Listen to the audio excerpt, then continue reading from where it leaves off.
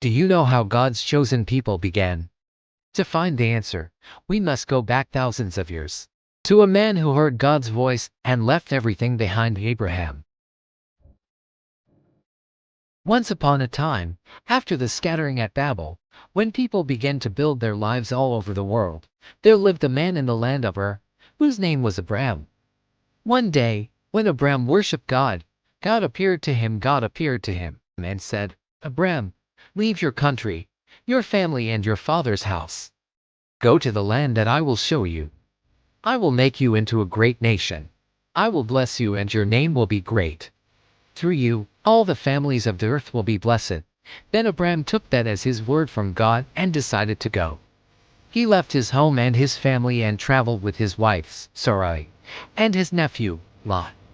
They went on for some time until they reached the land of Canaan. There, Abram pitched his tent and built an altar.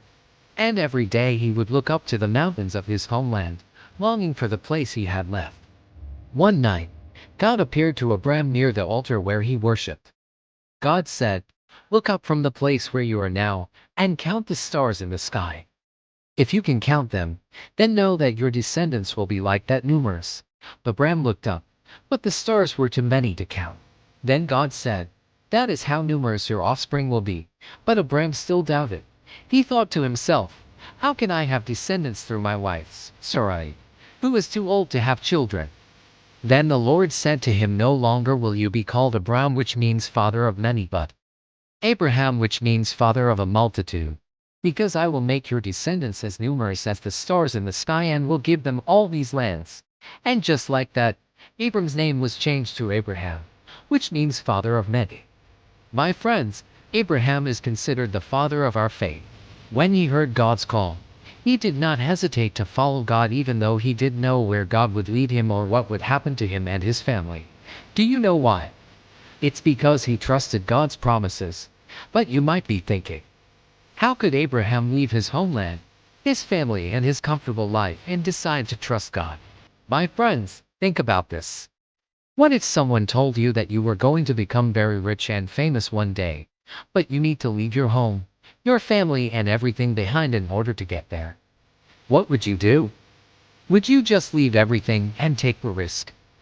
You see, for Abraham, it was either remain where he was and live an ordinary life, or leave everything and trust God's promise.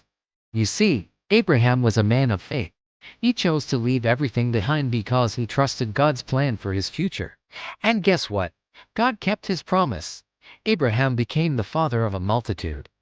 As God said, his descendants became as numerous as the stars in the sky. My friends, Abraham's story teaches us that sometimes in order to receive God's blessing, we need to let go of the things that we hold on to so tightly. Abraham had to leave his home, his family and everything familiar to him in order to receive God's blessing. Abraham's story teaches us, when we trust God's promises, even if we don't see the way ahead, his blessing will follow. But you might be wondering, how does this apply to me? My answer to you is this, my friend. God may ask you to leave certain people, places or things in order for you to receive his blessing. For example, maybe God is asking you to leave a bad habit or a sin that you hold on to so tightly. Or maybe God wants you to move to a new place or start a new journey in your life.